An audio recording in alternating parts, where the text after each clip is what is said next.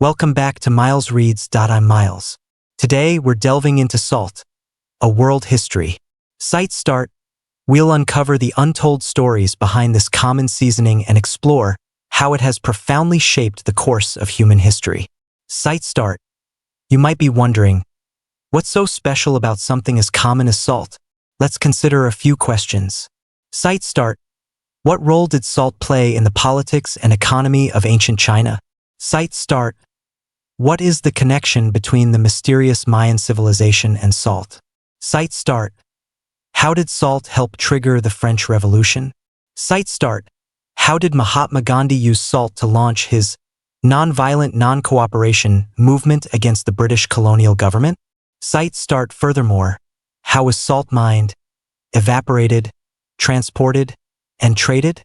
Site start, how did it impact national tax revenues, even leading to smuggling, crime, and war? As these questions emerge, you may begin to realize that behind the seemingly ordinary grain of salt lies a wealth of incredible stories. Site start, this is precisely what this book seeks to reveal. First, let's introduce the author, Mark Kurlansky. Site start, he is a renowned American historical writer, widely recognized by critics for his unconventional approach. Site start, his narrative style is unique. He often starts with a simple subject, progressively revealing its complexity and depth to unveil a historical panorama far grander than the reader could have imagined. Site 1. Kurlansky is a true polymath. Site start, beyond writing, he also worked as a professional chef and pastry chef in New York and New England. Site start, perhaps it was this experience that sparked his deep interest in cuisine and food history. Site start, to write salt, a world history, Kurlansky traveled the globe, including China, searching for the mark of salt in the histories of nations. Today, we will follow this theme and tell the story of salt from three progressive angles. Site start, first, salt's impact on human health and cultural customs. Site start, second, its influence on economic and social development.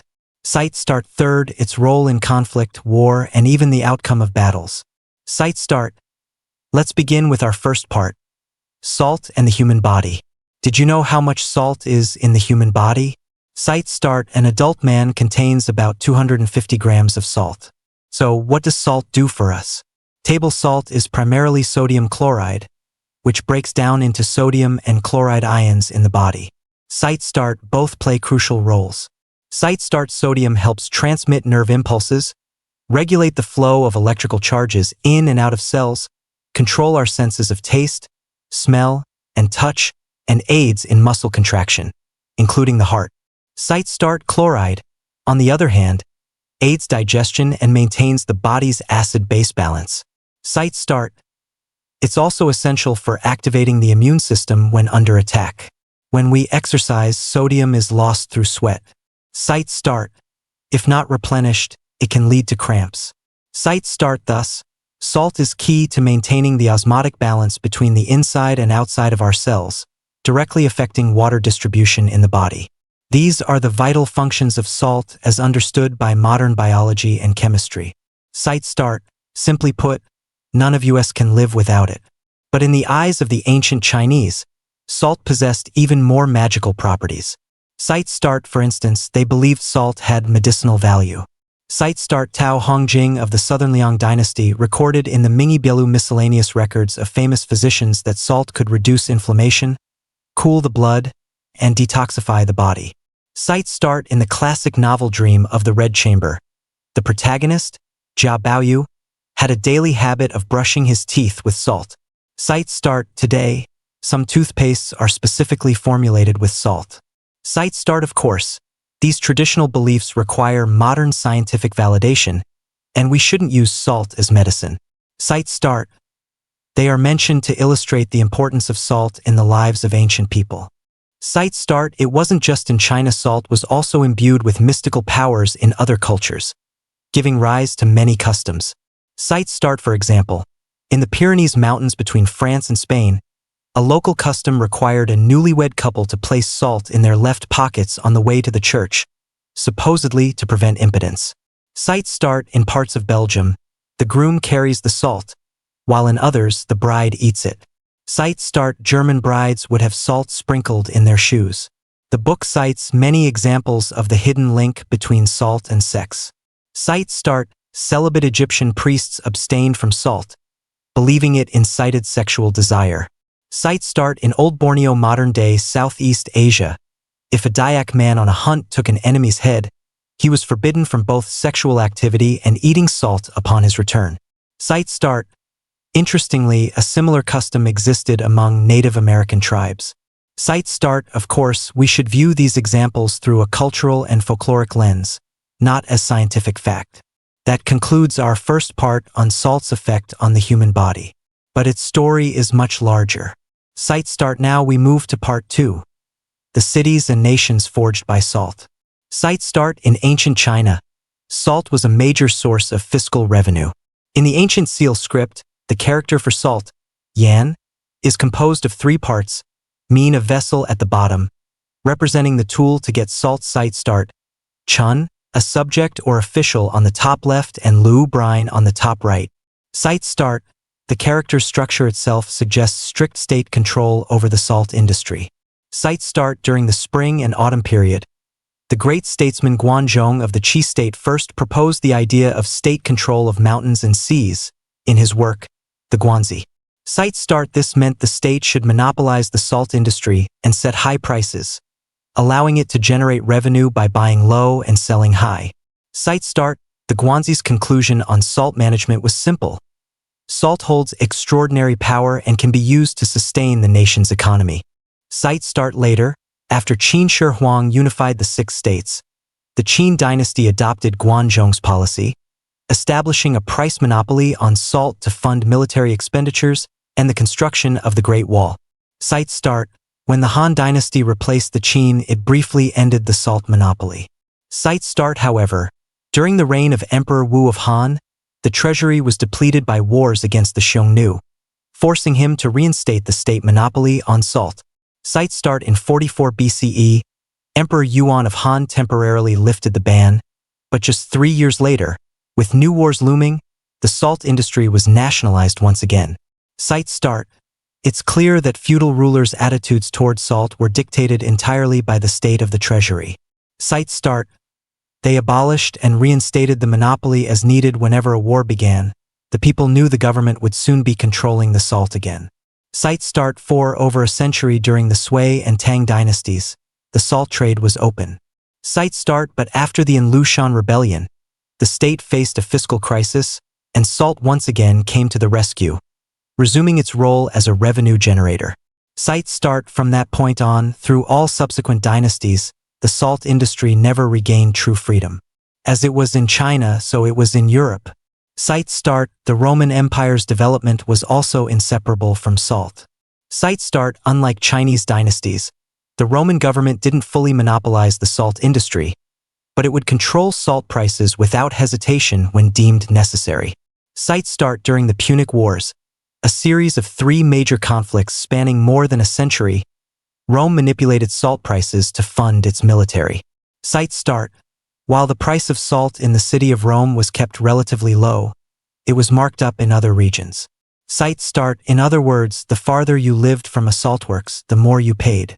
Site start, if that were the case today, real estate near a saltworks would probably be more valuable than property in the best school districts.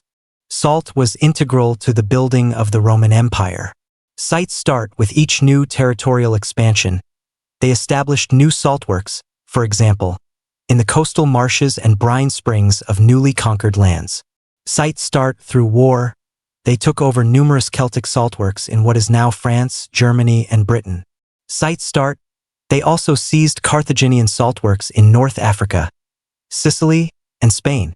Site start, they drew a circle around the saltworks of Greece, the Black Sea, and the ancient Middle East, claiming them all.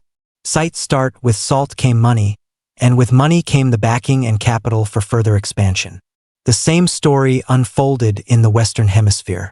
Site start, in Mesoamerica, indigenous peoples had learned to extract salt by evaporating seawater almost as early as in Europe, and they also learned to extract salt from plants. Site start, this plant-based salt, however, was mainly potassium chloride, not the sodium chloride of table salt. Sites start the rise of the Maya, ancient Mesoamerica's most brilliant civilization, was closely tied to their mastery of salt production. Sites start their descendants, even into the 20th century, were able to live self-sufficiently in isolation, undisturbed, thanks to their salt-making skills. Sites start the hegemony of the Aztec Empire, ancient Mexico's most powerful state, was also built on a salt monopoly. Sites start according to the first Spaniards to make contact. The Aztecs demanded large quantities of salt as tribute from conquered tribes, using their control over the salt supply to maintain power and suppress dissent. Sites start, it seems that in Mesoamerica, salt not only built a nation but supported an entire international system. Beyond these great empires, the salt industry also created famous commercial city-states. Sites start the Republic of Venice, which thrived for over 1,000 years, was built on salt. We've previously discussed the story of Venice's rise in our summary of the sea and civilization. Sites start initially, the Venetians produced salt, but they soon discovered that trading it was more profitable. Sites start the government even offered subsidies to encourage merchants to transport salt to Venice. Sites start, the Venetian government didn't own the salt directly, it merely acted as a conduit for the profits of the salt trade. Sites start at the time, Venice's salt administration was fabulously wealthy, funding the city's appearance, sculptures, and decorations. Sites start, their influence was so great they could sway the decisions of the Venetian government. Sites start, Venice gradually built a reputation for commercial reliability and began signing supply agreements with other states. Sites start, though their main trade later shifted to spices, they never abandoned salt. Sites start in 1250, Venice signed salt supply agreements with several Italian city-states, with the condition that they could not buy salt from anyone else, a standard feature of Venice's salt trade model. Sites start outside of China. No nation built its economy so completely on salt as Venice did, and certainly, no nation established such an extensive system of salt administration. Sites start. Similar examples include Salzburg in Austria and Liverpool in England, cities whose rise was fueled by salt production or trade. Since salt could fund wars, it was only natural that people would fight over it. Sites start. This brings us to our third part, the most intense impact of salt on history: salt and war. Sites start during China's feudal dynasties. Many peasant uprisings were linked to salt. Sites start. Some salt smugglers participated directly in rebellions for greater profit, while others provided financial support to rebel armies. Sites start. The most famous of these was the Huangchao Rebellion during the Tang Dynasty. Sites start on January 16, 881. Huang Chao ascended the throne in Chang'an, declaring the Great Qi dynasty.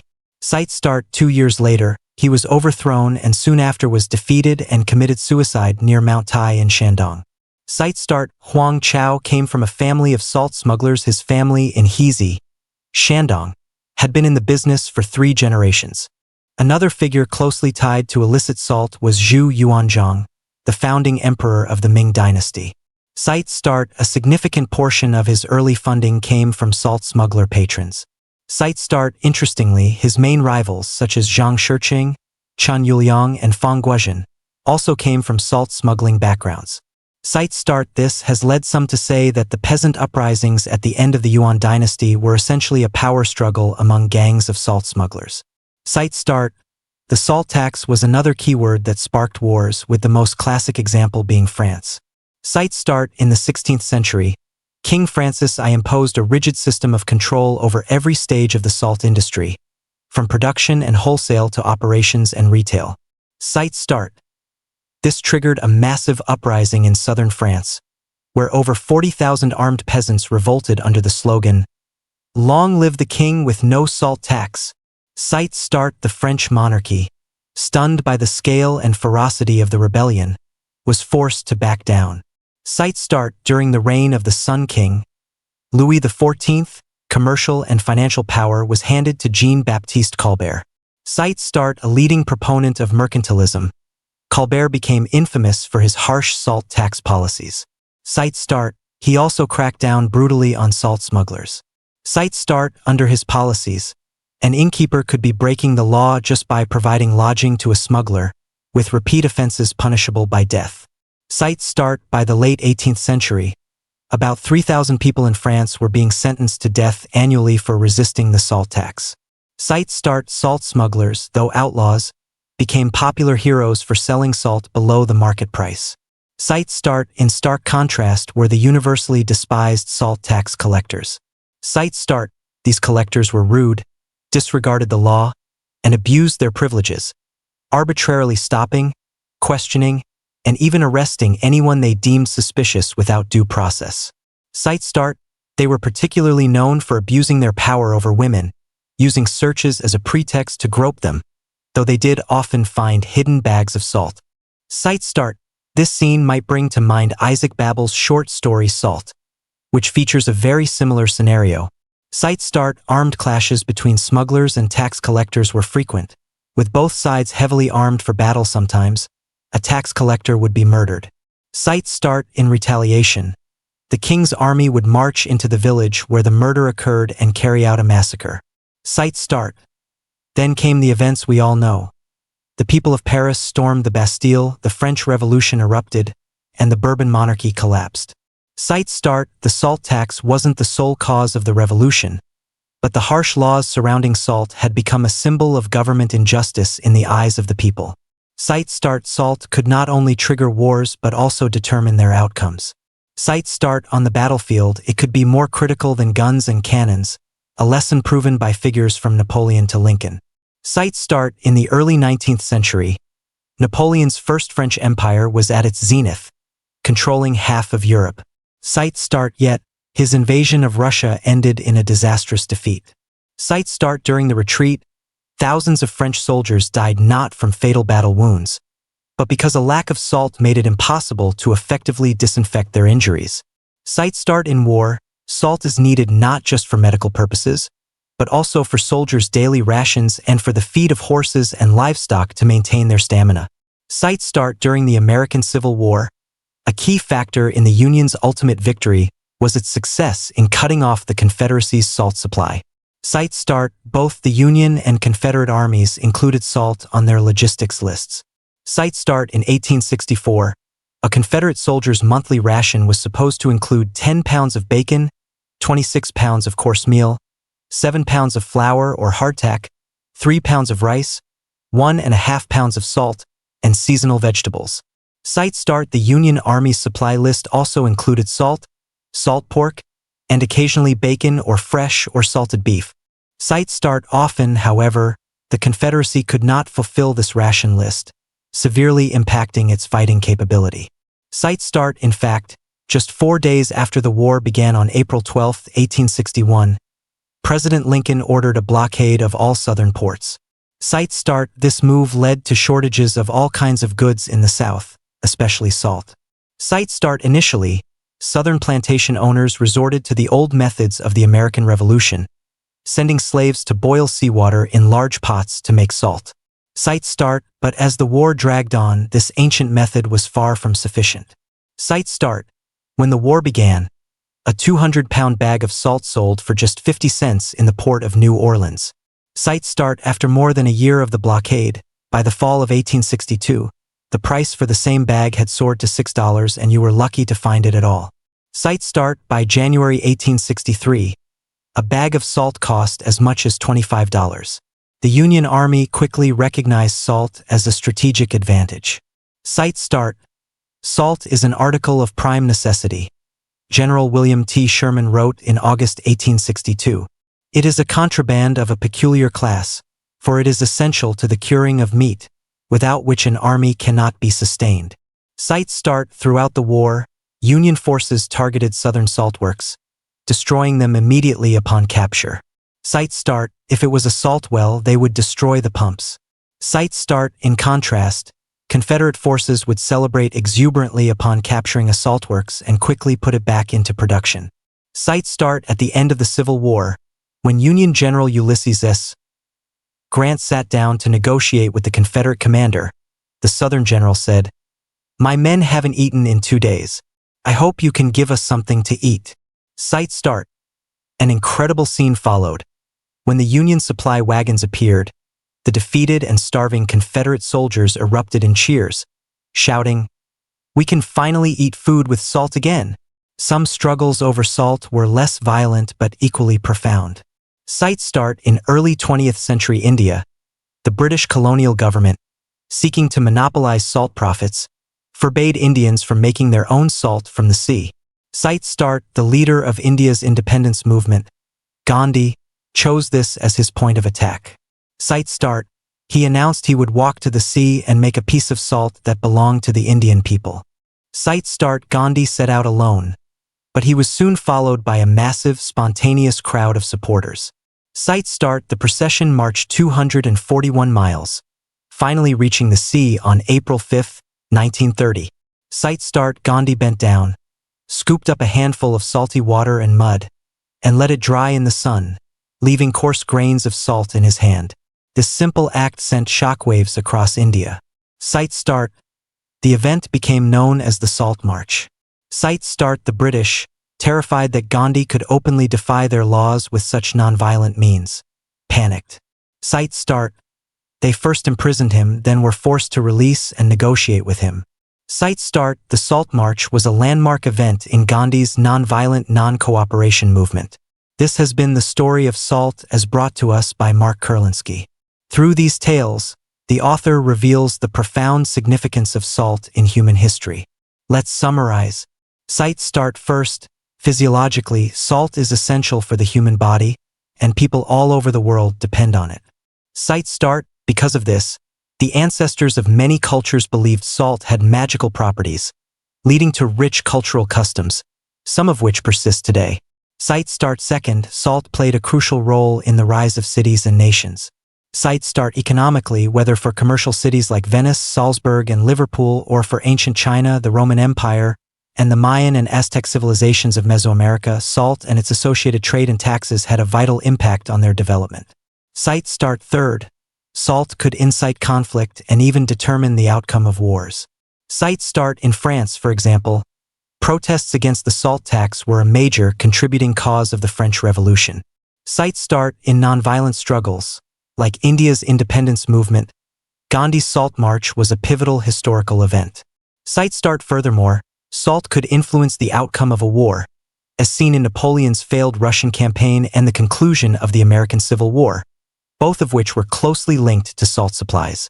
Sites start, finally, Kurlansky also draws on his expertise in food history to explore the relationship between salt and cuisine, discussing everything from Sichuan pickles and Parma ham to all kinds of cured fish. Sites start, in short, the influence of salt is everywhere in the great river of our history. As the Baltimore Sun reviewed, Kurlansky has found a millennial road of history paved with salt, and it is a journey of unexpected delights. Sites start, congratulations, you've just finished another book.